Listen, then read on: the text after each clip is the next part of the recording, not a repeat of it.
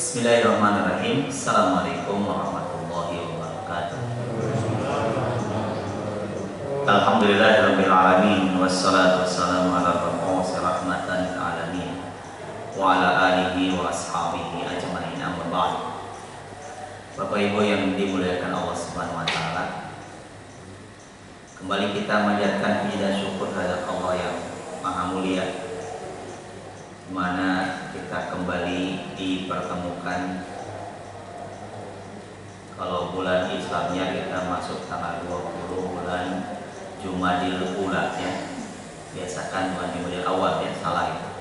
Orang Arab gak mengenal Jumadil Awal, tapi mengenal Jumadil Ula, Jumadil Saniyah atau Jumadil Akhirah. Kalau Rabi benar, Rabiul Awal, Rabiul Akhir atau Rabiul Sani boleh. Penggunaannya seperti itu orang Arab. Jadi kita berada di tanggal 20 bulan Jumadil Ula 1442 Hijriah atau di hari ketiga bulan Januari 2021. Kita hakikatnya sedang menggulung waktu ya. Sudah tergulung, bisa ujungnya nanti, ujung ayat kita ya, ujung hidup kita. Tapi berbahagialah bagi siapapun yang memiliki iman.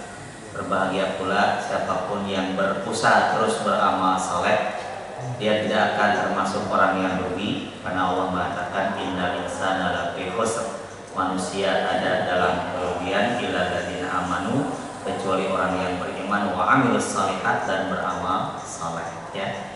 Nah, di antara amal saleh adalah ibadah yang kita lakukan barusan salat subuh, dan juga di antara amal saleh adalah kita belajar ya, menuntut ilmu. Kok ilmu dituntut? Kan nggak punya salah katanya. Siapa lagi apa namanya? Hanya sekedar plesetan aja itu ya. Timbaklah ilmu. Oh, emang ilmu sumur gitu kan? Atau laut ya timbak. Jadi ada cara tukang begitu ya. Kita awali dengan bersyukur kepada Allah atas nikmat dan karunia yang luar biasa ini. Dan tentunya mudah-mudahan dengan kita pandai bersyukur, rajin bersyukur dengan tulus dari hati kita, semoga nikmat-nikmat Allah diberikan dan ditambahkan kepada kita insyaallah. Amin ya rabbal alamin. Salawat dan salam semoga senantiasa tercurah kepada qudwah kita Rasulullah sallallahu alaihi wasallam. Bapak Ibu yang dimuliakan Allah Subhanahu wa taala, kita akan masuk ke ayat 172 173 surat Al-Baqarah. Jadi loncat-loncat karena disebutnya ini kita kajian ayat ahkam, kajian tentang ayat-ayat yang berkaitan dengan hukum. Kan Al-Qur'an itu isinya ada dua sisi ya, yang dikatakan ayatul muhkamat, ayatul mutasyabihat. Ayat yang memang langsung jelas tegas berkaitan dengan hukum, ayat-ayat yang mengandung kesamaran-kesamaran. Sama dalam arti kita belum tahu isi hakikatnya kayak apa. Wa ma ya'lamu ta'wilahu illallah, dan tidak tahu takwil ayat itu kecuali Allah Subhanahu wa taala. Ya, itu ayat mutasyabihat. Banyak yang tergelincir ya, tapi kita kembalikan kepada Allah, karena warasikhuna fil ilmi, orang yang rasikhuna fil ilmi, orang yang memiliki keluasan ilmu, mereka mengatakan kullun min indillah, semuanya datang dari Allah. Muhkamat dari Allah, mutasyabihat pun dari Allah, bukan dari mana-mana ya. Nah, kita belajar dan mengkaji ayat-ayat muhkamat, ayat-ayat yang atau menjadi rujukan atau sumber hukum yang tegas, jelas.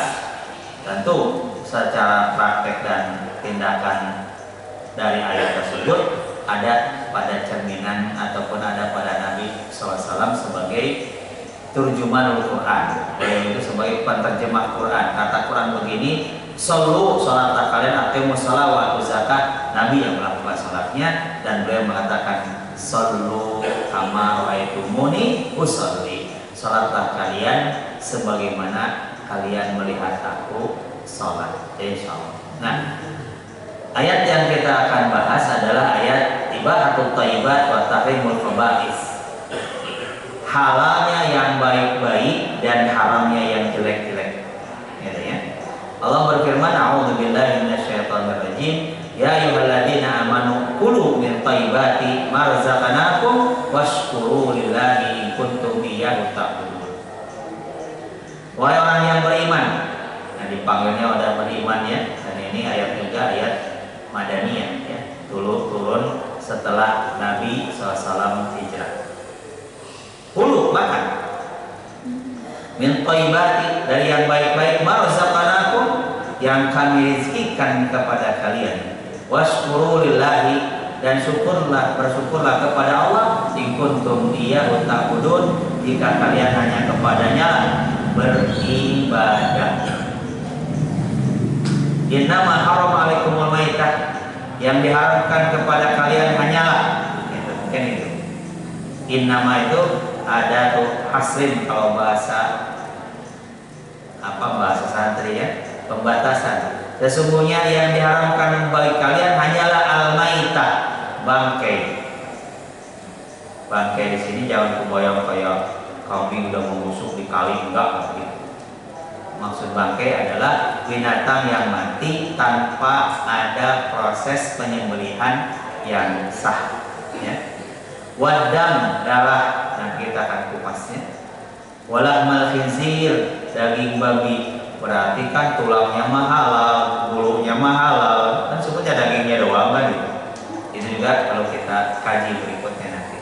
Wa ma uhilla bihi lighairillah, dan apa yang disebut dalam penyembelihannya selain Allah Subhanahu wa taala. Ini kambing dipotong karena apa?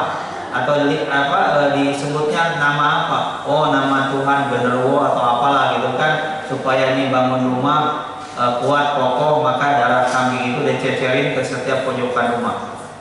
Itu ada ya, masih ada kayaknya seperti itu. Tapi paman itu rogarobagin wala adin wala ismalai, siapa yang terpaksa gak ada makanan lain, kalau nggak makan dia akan mati. Yang ada adalah tadi tuh kambing keserempet kereta, kepalanya putus, tapi bukan dengan cara disembelih kan. Matilah kambing itu, masih segar dagingnya karena barusan. Gimana tuh hukumnya? Kalau terpaksa boleh tuh dimakan. Atau ketemu di tempat yang tidak ada makanan yang halal, kemudian kita kelaparan, dan juga datang ke tempat itu bukan dalam rangka maksiat. Kalau dalam rangka maksiat, para ulama mengatakan tidak ada rukhsah baginya. Ngapain datang ke sono? Jadi pelacur, naudzubillah. Kelaparan dia kehabisan duit, nah, dia nggak punya duit jadi pelacur lagi ya. Naudzubillah itu. Nggak ada tuh bagi orang yang niatnya jahat, niatnya maksiat dapat rukhsah. Tapi berangkat ke negeri tersebut dalam rangka mencari ilmu, ya kan, belajar di sana ilmu-ilmu yang bermanfaat buat kemanusiaan. Ternyata kelaparan. Di situ yang ada adalah sate B2, sate B1, yang sih ada ya. Di jambatan Panus tuh ada. Ustaz tahu aja, pernah ke situ ya lewat gitu kan. Ada bacanya, tulisannya gitu kan. Jembatan Panus lama ya. Kalau yang baru kan ke kanan tuh ke ke Pasar Segar. Yang ke kiri jembatan Panus lama sebelum jembatan, sebelah kanan tuh ada tempat orang jualan B1, B2. Ya, untuk mereka-mereka yang tidak punya iman lah. Kalau kita punya iman, itu adalah diharamkan oleh Allah Subhanahu wa taala. Nah, tidak ada dosa kalau dia pun makan yang diharamkan tadi kalau dalam keadaan terpaksa. Innallaha ghafurur rahim, sesungguhnya Allah Maha Pengampun serta Maha Penyayang. Nah, ada disinggung di situ wasykuru lillah, bersyukurlah kepada Allah. Apa itu syukur itu? Syukur adalah al-i'tirafu bin ni'mah. I'tiraf, mengaku tentang nikmat tersebut. Ma'abdar minat ta'zim wa yakunu ala wajhain. Tapi dengan sikap mengagungkan. Jangan, kamu tahu nikmat dari Allah kok gitu kan. Karena cuma gigit doang lagi, nah itu menghinakan, merendahkan. Kita mensyukuri nikmat Allah, mengakui nikmat itu dari Allah, tapi dengan sikap mengagungkan Allah sebagai zat pemilik nikmat tersebut atau pemberi nikmat itu. Nah, kalau Ibnu Qayyim memberikan penjelasan tentang syukur itu ada 3 rukunnya, rukun syukur itu, atau 3 macam atau tiga rukun, 3 rangkaian syukur itu. Yang pertama, akui dalam hati bahwa nikmat memang dari Allah Subhanahu wa taala. Tentu dengan mengagungkan Allah, memuji Allah ya, di dalam hati itu menerima dan menghormati, mengagungkan Allah. Itu yang pertama. Yang kedua, mengucapkan rasa syukur lewat lisan kita, ucapan alhamdulillah, pagi ini kita bangun kembali, beraktivitas kembali. Makanya kan bangun tidur kita bacanya alhamdulillahilladzi ahyana ba'da ma amatana wa ilaihi nusyur. Mengucapkan kata syukur yang tentu di dalamnya ada kata-kata alhamdulillah. Dibahas pula lebih umum syukur, lebih umum pujian alhamdulillah tadi. Tentu lebih umum alhamdulillah. Syukur itu ucapan terima kasih atau syukur berkaitan dengan pemberian. Sementara alhamdulillah atau alhamdulillah pujian tidak selalu berkaitan dengan pujian. Apa dengan kaitan pemberian, tapi pengakuan diri bahwa si objek yang kita puji itu memiliki kelebihan-kelebihan dan kesempurnaan. Ada tetangga ngasih makanan sama kita, terima kasih, itu syukur. Dia nggak ngasih sama kita, tapi orang itu dermawannya luar biasa. Yang ini dibantu, ini ditolong, ini didukung, yang bangunan masjid lagi ganti tangga ya. Kemarin kenapa diganti yang muter itu? Tahu tujuh keliling nggak? Keliling gitu, pusing naik tangga, diganti jadi yang biasa. Bagus supaya lebih efektif lagi jalannya ya. Apalagi bapak bingung, bapak naik tangga muter ya, nyampe di atas bukan duduk, bukan nyaman, muter kepala. Nggak bagus ya, insyaallah. Jadi kemaslahatan demi kenyamanan nggak apa-apa. Ya. Jadi pengakuan orang itu memang dermawan, baik dan memujinya itu lebih umum tanpa berkaitan dengan pemberian kepada kita. Kalau syukur, yaitu karena dia kasih, kita ucapkan terima kasih. Itu syukur, bedanya dengan pujian, alhamdulillah. Orang ini soleh, orang ini pintar, orang ini kaya, dermawan, ahli ngaji dan segala macamnya. Kita puji, walaupun kita nggak pernah dapat apa-apa. Nah, Allah begitu ketika katakan alhamdulillah, segala puji bagi Allah. Udah banyak pemberiannya, ya kita sebagai bentuk syukur dan ucapan syukur adalah kata-kata alhamdulillah tadi. Dan alhamdulillah lebih umum daripada asyukur. Kalau asyukur sempit, kaitan dengan apa yang dia beri kepada kita, gitu kan? Insyaallah demikian. Nah, ketiga rukun syukur itu kata Ibnu Qayyim adalah pergunakan nikmat-nikmat tersebut sesuai dengan rencana sang pemberinya.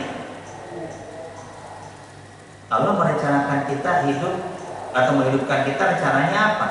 Kata Allah sendiri, "Wa ma khalaqtul jinna wal insa illa liya'budun." Tidaklah aku ciptakan jin dan manusia melainkan untuk beribadah kepadaku. Ma uridu minhum min rizqin wa ma uridu an yut'imun. Aku tidak berharap dari manusia itu rezeki, atau manusia dan jin itu rezeki, atau untuk memberikan makan kepadaku. Innallaha huwa razzaqul quwwatil matin. Karena Allah adalah zat yang maha pemberi rezeki, yang memiliki kekuatan yang maha kokoh.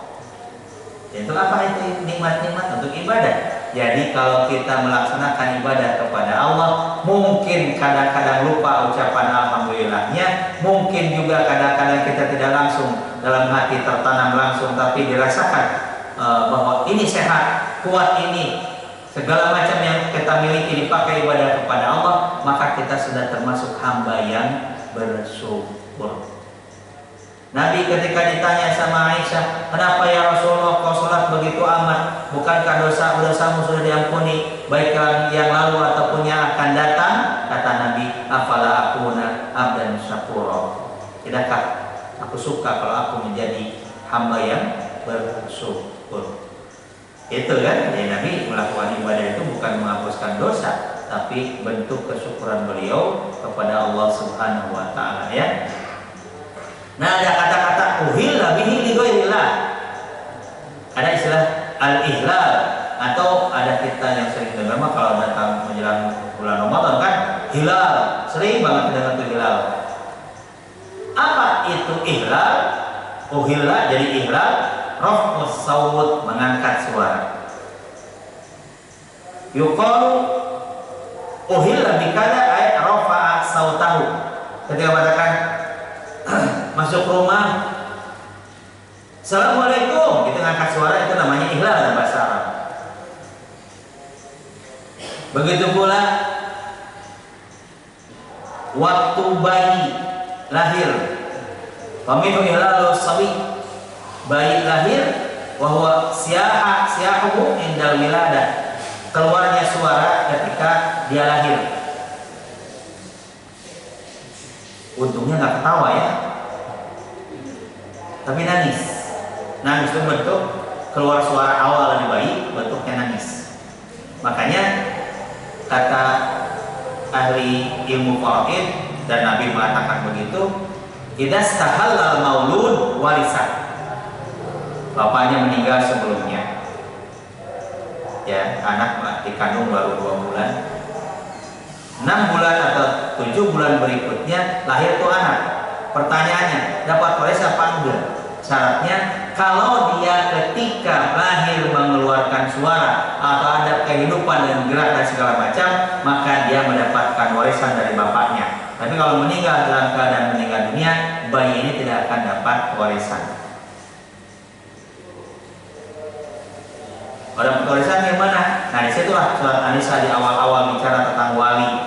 Wali bayi tersebut siapa? Mungkin pamannya, adik bapaknya yang almarhum itu menerima bentuk titipan warisan buat anak tersebut, kemudian masih kecil dikasih biaya segala macam dari harta dia sebagai ahli warisnya dari almarhumnya, dan udah gede, udah bisa mengatur harta dengan bijak, diserahkan kepada anak tersebut yang sudah selesai kuliah mungkin, kemudian disaksikan, waktu terima disaksikan oleh pihak keluarga, terimanya sekian miliar, waktu diserahkan kepada anak tadi sudah dewasa, diserahkannya itu disaksikan pula. Oh, habisnya sekian, ini bukti pembayaran, bukti keuangan segala macam diserahkan, dibuktikan, diperlihatkan, serahkan pada anaknya. Kalau sudah memiliki, harus memiliki kedewasaan dalam hal pengelolaan uang, sampai seperti itu. Dan diancam kalau si paman yang dapat titipan tadi memakan harta anak yatim, jangan sampai keburu-gede kita habisin aja tuh hartanya. Diancam sama Allah di ayat An-Nisa, surat An-Nisa ayat 10-nya ya. Innal ladzina ya'kuluna amwalal yatama dzulman innama ya'kuluna fi butunihim. Nah, sesungguhnya orang yang memakan harta anak yatim dengan cara yang zalim, sesungguhnya dia makan dalam perutnya itu api neraka. Kan gitu ya. Diancam oleh Allah Subhanahu wa taala. Nah, itu masalah ihlal. Makanya asalnya kata-kata ihlal itu sama juga ketika kita bertalbiyah, labbaik Allahumma labbaik, gitu kan, labbaik la syarika lak labbaik, itu juga ihlal namanya, karena kita keluar suara. Talbiyah itu harus begitu, ya. Nah, kenapa dikatakan ihlal dan juga ada kata hilal? Ternyata awalnya dulu sebelum ada alat komunikasi, sekarang alat pemantau ada ya. Dulu kan dengan mata telanjang, orang pada memantau di pinggir pantai. Kalau sekarang yang tanggal 29 Sya'ban pada sibuk mencari melihat hilal. Karena besok tanggal 1 atau besok tanggal 30 bulan Sya'ban. Kalau kelihatan, mereka teriak, ru'ya, ru'ya, kelihatan hilal itu. Makanya hilal itu dikatakan hilal karena ketika orang melihatnya teriak, oh kelihatan hari ini, berarti besok tanggal 1 Ramadan.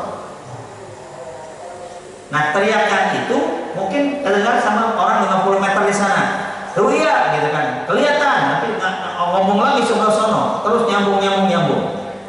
Itu dulu. Sekarang kan di Aceh kelihatan, detik juga kita tahu, ya, tidak perlu teriak kayak dulu. Atau agak sedikit meningkat, agak sedikit menuju ke arah modern, katanya menyalakan meriam. Pas kelihatan hilal, meriam dinyalakan, ya kan, beleduk di sini bunyi, gitu kan, terus mungkin berapa meter ke depan atau mungkin 100 meter ke dalam lagi, dinyalakan lagi. Itu proses pengabarannya lama. Terus dalam teknologi yang luar biasa sekarang, mungkin ada masa pakai telepon, ada apa, bisa disebarkan. Nah, cita-cita para ulama yang mengadakan apa dulu tahunnya apa tahun 96 atau berapa mengadakan sebuah muktamar di Mesir, katanya Majma'ul Buhus namanya. Cita-cita para ulama itu berkaitan dengan saum itu kapan dan bagaimana, apakah ada adadul matali, jadi titik-titik di mana orang memantau hilal. Karena di Sukabumi kelihatan hilal, mereka puasa besok hari. Karena di Cakung belum kelihatan hilal, mereka sempurnakan bulan Syaban 30 hari. Itu sering terjadi. Tapi kalau informasi seperti ini sudah jelas, kenapa harus beda-beda? Maka cita-cita para ulama itu bahwa bumi itu bulat, itulah keyakinan kita sampai hari ini. Sebelah bumi kan sama waktunya harinya. Dari Australia sampai mungkin belahan sebelah sana Palestina, kemudian Afrika, mungkin satu hari, beda jam-jaman aja. Kita dengan Arab 4 jam, mungkin Australia dengan Arab mungkin bisa 10 jam atau berapa, tapi masih dalam satu wilayah, satu hari yang sama. Cita-cita ulama itu indahnya kalau satu hari bareng-bareng. Kita sama Malaysia bareng, kita sama India bareng, sama Pakistan bareng, gitu. Enak banget itu. Hari ini Idul Fitri semua sebelah bumi. Tapi Amerika kan baru besoknya. Nggak mungkin kita di sini lagi Idul Fitri, Amerika Idul Fitri maghrib, kan nggak mungkin. Nah itu ya.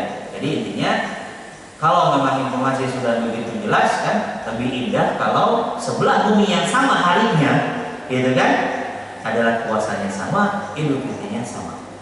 Karena kenapa beda dulu itu beda? Karena pemberitahuan tentang hilal terlihat di satu wilayah bisa saja ketahuannya baru besok di wilayah yang berikutnya. Padahal harinya sama, gitu ya. Jadi kita rindu banget kalau bumi sebelah bumi atau hari yang sama, Idul Fitri Australia sampai India sana sampai Afrika sana satu hari, kemudian Idul Fitri. Pokoknya beda kan jamnya. Hari ini di Australia 1 jam, berarti kan 4 jam atau 4 jam ke belakang, ya kan? Australia sudah pagi sekarang atau sudah jam 7, jam 8. Mereka Idul Fitri nyambung ke Papua, Idul Fitri nyambung ke Makassar, Idul Fitri. Terus begitu beda-beda waktu. Kan seru dalam satu hari yang sama. Kita makan ngerinya dalam lapangan yang sama ada 2 Idul Fitri, satu hari ini besok sebagian lagi. Lucu gitu.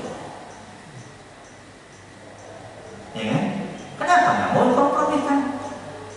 Jadi hari yang sama atau di lapangan yang sama Idul Fitrinya 2 kali, hari ini dan besok.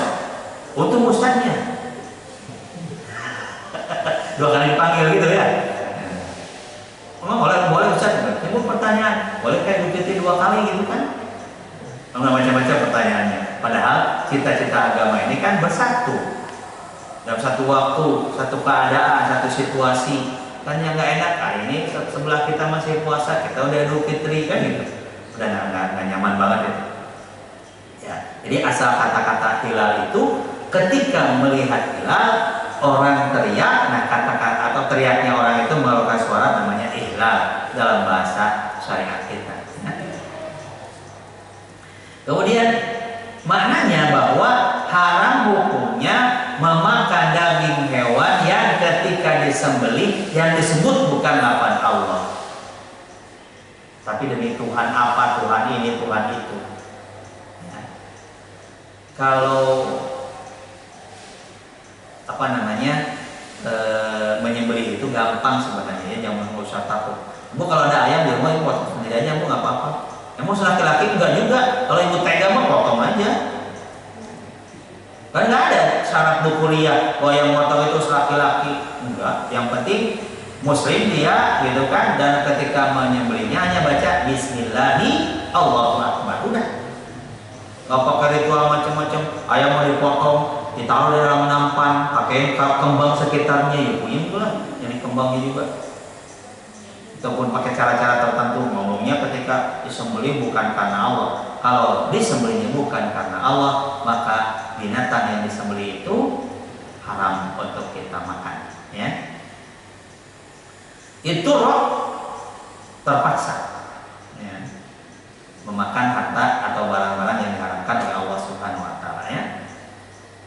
Bagin dalam bahasa adalah al-talib bin khairin atau lisyabin, ya. Bagin itu mencari baik yang baik ataupun yang jelek, ya. Ya bagil khairi aqbil, karena Nabi mengatakan wahai pencari kebaikan datang. Ya.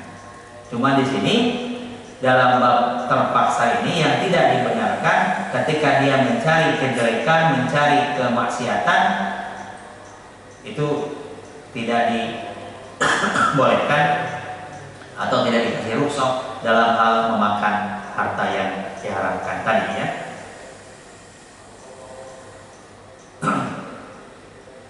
Terus tadi kan sebut satu-satu ya. Apakah ada selain itu yang diharamkan? Ya. Kan dalam Al-Quran itu semua itu aja. Secara globalnya sebutkan ya. Ada bangkai. Apa tuh bangkai itu? Ya tadi belum kita singgung. Bangkai itu adalah binatang yang mati, tapi matinya bukan karena disembelih secara syar'i. Ya. Disembelihnya secara bukan disembelih. Disebutkan dalam ayat lain bahwa yang ditanduk, yang jatuh dari tebing itu kan yang kecekek, menggantung, diikat lehernya pakai tambang, tambangnya disangkutkan, diikatkan ke pohon, kambingnya jalan ke jurang, kegantung itu mati, bukan? Mati itu jadi bangkainya itu. Atau ditanduk temannya gitu. Ya.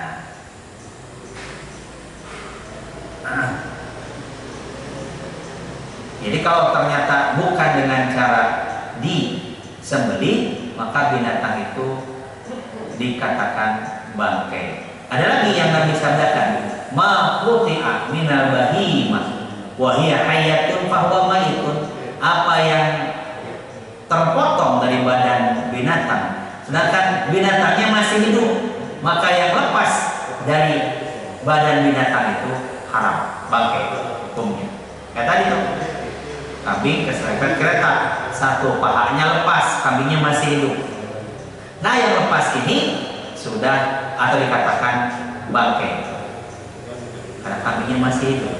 Jangan begini, ini paha kambing masih seger banget, dalamnya masih muncul juga, kita bikin sate yuk, biar kambingnya dijahit lagi tuh yang robeknya itu kan, baru hidup. Enggak lah. Potong kambingnya, yang masih nempel di badan kambing itu halal, kali sembelih kambingnya, kalau yang terlepas ini haram. Udah, jangan diutak-atik lagi, kubur aja udah, nanti buang. Makanya dari sabda Nabi ini, saya setiap menjelang Idul Kurban ya, Idul Adha, saya memberikan penekanan luar biasa bagi panitia ataupun jagal. Kalau motong sapi jangan potong kakinya dulu, lepasin. Padahal banyak rata-rata tuh sapinya. Potong lehernya, putusin. Enggak. Biarkan dia sampai betul-betul mati. Khawatirnya diancam oleh hadis ini. Apa yang terpotong dari badan hewan, padahal hewannya masih meronta-ronta, masih hidup, maka yang terpotong itu jatuhnya haram atau termasuk bangkai. Ngeri kan? Makanya hati-hati nanti kalau jadi panitia. Oh Ustaz, kan waktunya kita mepet, dasar kan punya otak apa? Potong satu udah lagi meronta-ronta, geser ke tempat dia untuk sampai dia mati. Potong kedua, ada rendengkan di situ. Nanti udah kelima, ambil yang pertama kali, kulitin dia, ambil yang kedua, ambil yang ketiga, kan selesai. Bukan ini selesai mau dipotong langsung supaya cepat mati, dipotong kakinya, dipotong kepalanya. Alhamdulillah, itu salah. Sama-sama aja kan, daripada motong kedua juga belum butuh waktu juga, udah potong satu taruh, potong kedua taruh, empat, yang kita kembali pada yang pertama udah mati itu. Ya kan? Ustaz kan kita motongnya masjid hari Jumat lagi, bodo amat urusan ente. Yang penting itu benar gitu kan. Masalah di masjid di mana bodo amat. Pas hari Jumat pamannya. Intinya bahwa tetap biarkan, karena dalam sisi itu pun hadis Nabi mengatakan innallaha kataba ihsana ala kulli syai'. Allah itu mewajibkan berbuat baik pada setiap hal ya, setiap urusan. Idza qataltum fa'sinul qitla. Kalau kau membunuh, maka membunuhlah dengan cara yang baik. Emang ada usaha bunuh cara yang baik? Ada. Kan orangnya sudah pantas dibunuh dengan hukum qisas, namanya dengan keputusan hakim. Terus bunuhnya gimana? Ya kan dia usaha bunuhnya menenggelamkan temannya di kali, tenggelamkan, ditenggelamkan lagi sampai 5 kali sampai mati itu temannya. Apa kita tenggelamkan lagi? Jangan.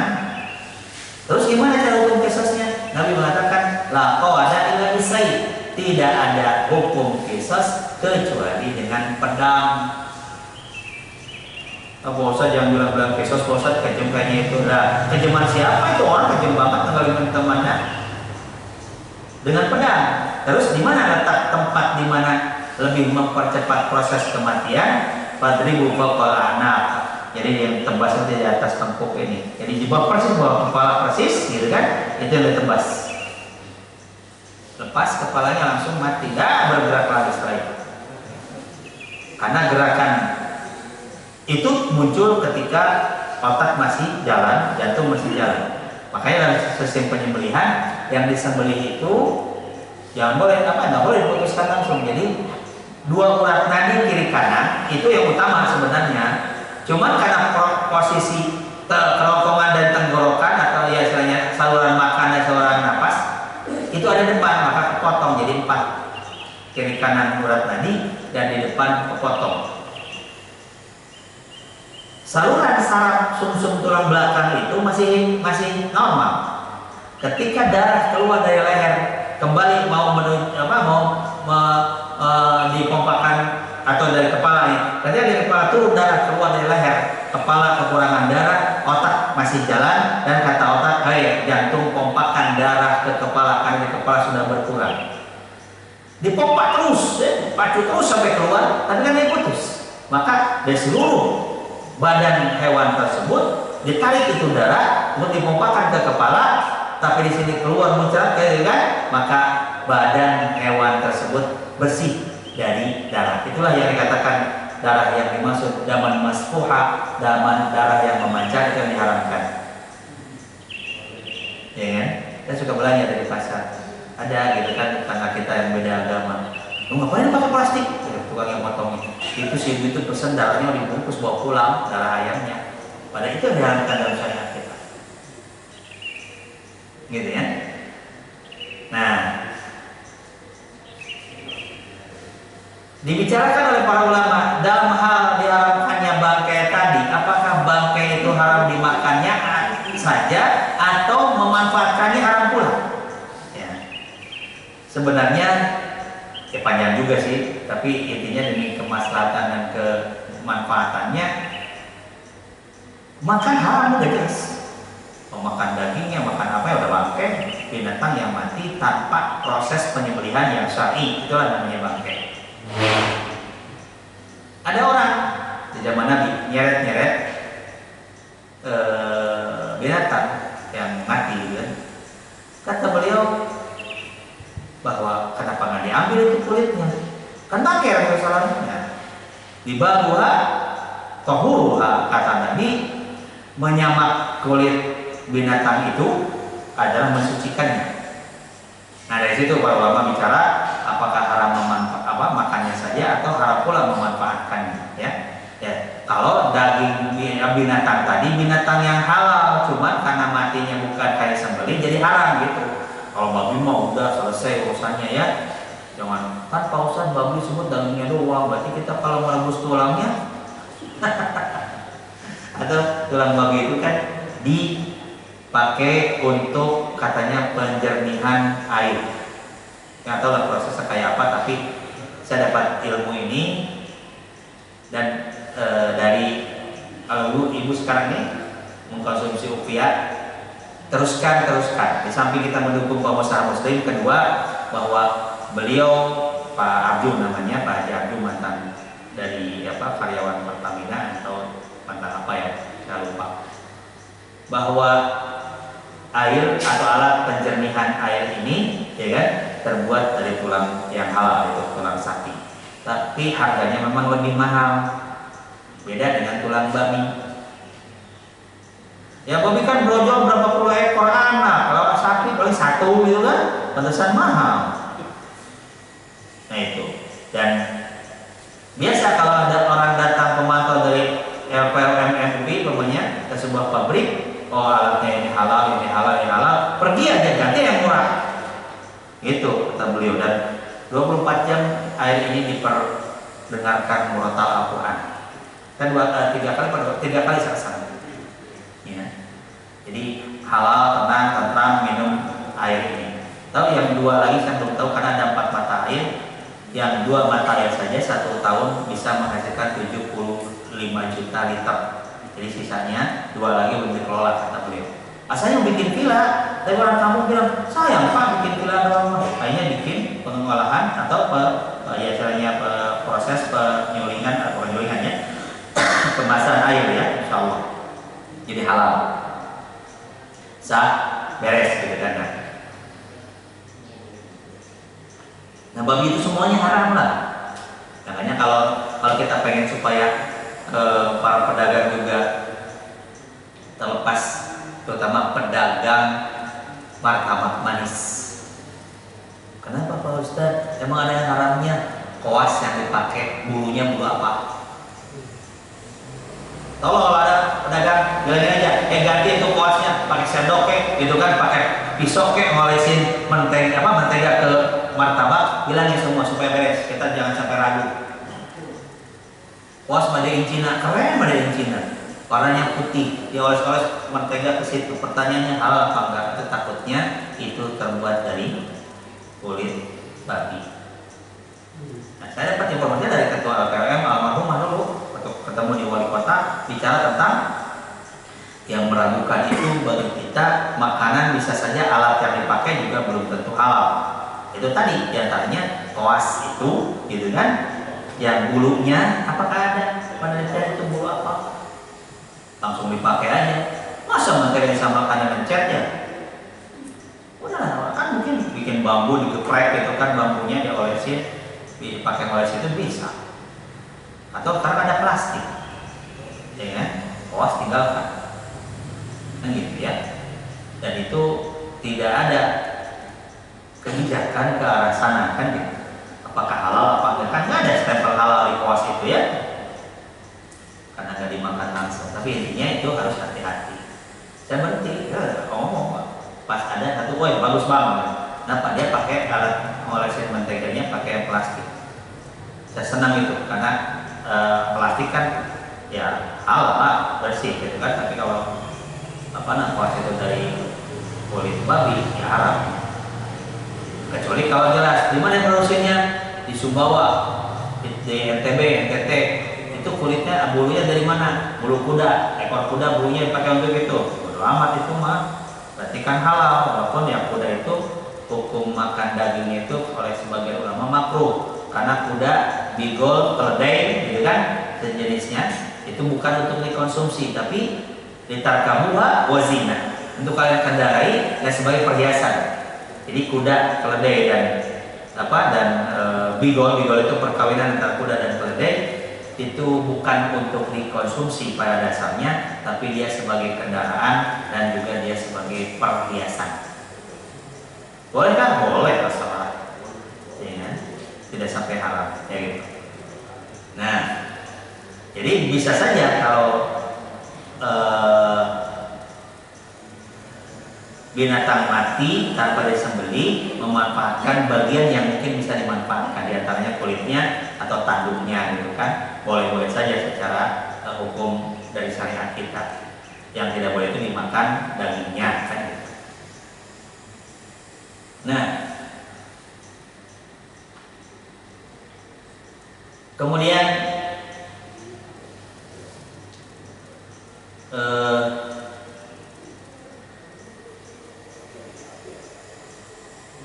di antara bangkai itu yang dihalalkan, ada 2 bangkai yang dihalalkan, ada 2 darah yang dihalalkan. Kan semua tadi kan ada bangkai, ada darah. Uhillat lana maitatani wa daman, dihalalkan kepada kami, maksudnya kaum muslimin kita semua, maitatan 2 bangkai, wa damani dan 2 darah. Apa 2 bangkai? 2 bangkai adalah al-hut wa jarod ya, ikan dan belalang. Halal, katanya yang sudah pernah makan belalang kayak udang katanya. Ya kita kan belum terbiasa, padahal saya sudah membolehkan, berarti itu adalah halal. Enak tuh ya, garing ya. Karena ternyata saya juga nggak nyangka ya, syariat menyebutkan tentang belalang. Kemudian belalang kan mungkin dimakan oleh binatang lain juga, burung dan sebangsanya. Tapi belalang itu kalau ketika udah banyak, ngeri banget lihatnya. Tahun berapa lupa saya, apa tahun 2003 atau 2007 atau 2010 gitu ke umroh tuh. Di pelataran Masjid Nabawi, gitu kan, di lantai itu, bertebaran itu yang namanya belalang keinjak sebagian malamnya itu. Malam tuh, waktu isya, pulang sholat masih ada. Besok subuh bersih, kecuali yang keinjak-injak itu pada mati. Ya kalau belalang menyerang kebun, habislah kalau sebanyak begitu. Daun-daunnya dimakan sama dia. Tahu dari mana itu belalang? Kalau itu rezeki yang Allah kirim kepada manusia dan halal, menyehatkan, kenapa tidak? Kan gitu. Ya kalau di Jawa kan bukan hanya belalang, kan lawan juga dibikin pey, kan gitu. Gak usah halal apa enggak? Halal. Yang namanya serangga halal. Kayak ibu punya gula, kebuka tutupnya, masuklah semut di situ. Pada mati, udah sendokin aja itu sama semut-semutnya. Dibunuh sama semutnya, terserah kalau mau. Kalau mau, enggak lah, kalau semutnya kan ngambang nanti sendokin buang itu semutnya, diminum halal.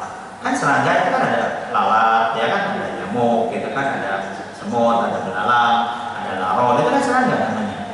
Serangga itu kan tidak berdarah putih, jadi dihalalkan secara hukum agama.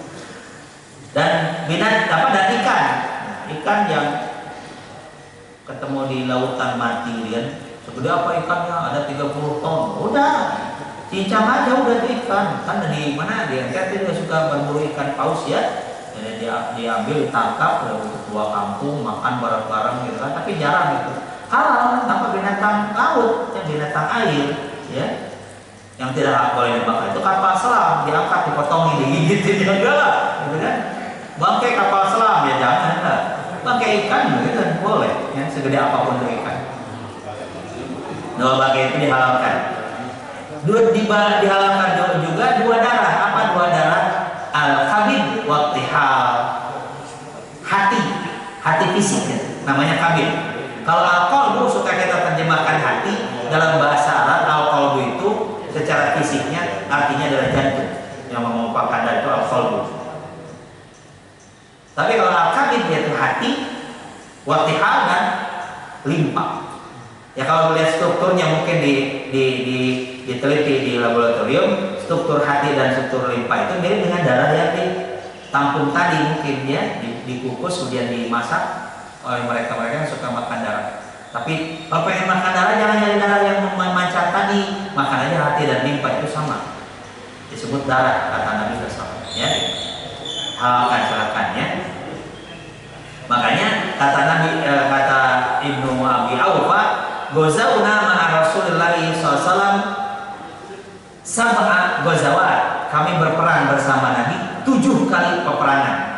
Nakul al-jarod, kami makan belalang. Jadi kalau kita main ke hutan gitu kan, gak mau kalau cari aja belalang, dimakan. Belalang yang gede-gede itu asik banget. Nah, ma'al qawbahro au jazaro anhu fakuluhu wa mamata fihi wa tofa wa la takuluhu. Apa yang dilemparkan, ya kan? Maksudnya laut itu ombaknya gede, kemudian menghempaskan ikan ke darat, ke pantai, dia nggak bisa balik lagi, dilemparkan. Berarti kan masih hidup, kemudian mati di situ, makan. Tetapi wa mamata fihi, yang mati di lautan, wa tofa itu ngambang, wala takuluhu, jangan dimakan. Tapi ya kalau udah ngambang kan udah ada proses pembusukan ya, ngambang. Tapi ketika masih segar kan masih hidup, dia nggak akan ngambang.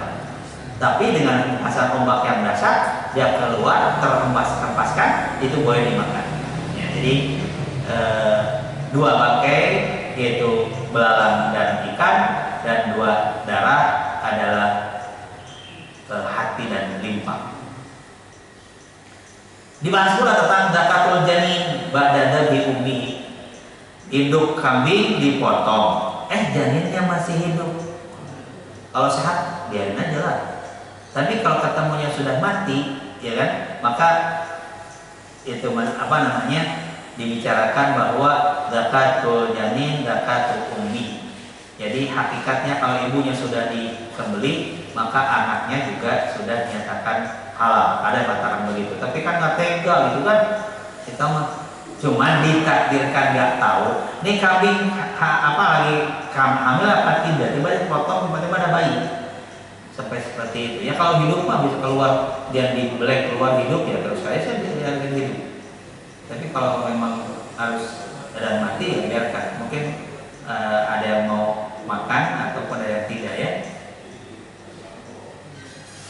Kemudian apa hukum darah? Nah, dari darah masfuhan, darah yang terpancar. Kalau darah yang ada dalam pembuluh-pembuluh daging tadi, makanya ibu kalau pengen belanja ke pasar bawa tisu. Kalau tempelin itu daging sapi itu dengan tisu, masih banyak darah yang nempel. Itu prosesnya kayak tadi. Dipotong tuh sapi, tapi sebelum habis darahnya dipompakan oleh jantungnya, kepalanya sudah diputus dan itu darah jantung berhenti dan memompakannya berhenti pula, maka masih tertahan di pembuluh-pembuluh darah. Tapi kalau penyembelihannya bagus, insya Allah daging itu kelihatannya kering, tidak muncul darahnya. Itu ya, hati ya. Dan suatu sering di beberapa tahun yang lalu itu beberapa jagal minta ke MUI Kota Depok untuk memantau melihat proses penyembelihan. Ada yang di Sawangan, ada yang Kuku, ada yang di Tapos. Ya, kita memberikan sertifikat halal dan benar cara penyembelihan seorang jagal itu atau juru sembelihnya. Ya. Juga ada komunitas di Depok dan Jakarta dan nasional juga ya. Juleha. Di sini ada anggotanya. Juleha itu apa? Juru sembelih halal, bukan nama perempuan. Si Juleha, si ibu ngomong aja Juleha, masa Ustaz gak mau sama Juleha? Juleha itu juru sembelih halal. Mereka bergabung dalam komunitas ini dan tiap Idul Adha mereka kalau minta satu kelompok, satu grup di masjid kami untuk menjadi juru sembelih, juru cincang gitu kan, untuk sembelihan halal ya di acara kurban kita boleh gitu ya. Tidak selalu harus jaga, insyaallah. Baik, itu yang bisa sampaikan bahwa ada beberapa hal dalam syariat yang diharamkan memakannya, ya kan? Bisa bangkai, bisa darah, bisa yang disembelih bukan karena Allah, gitu kan? Kemudian di luar hadis, di luar ayat ada juga bahwa hulu dina bin minasibah, bahwa setiap yang punya taring dari binatang buas yang menerkam, kan ada ular, singa, harimau, gitu kan? Ya.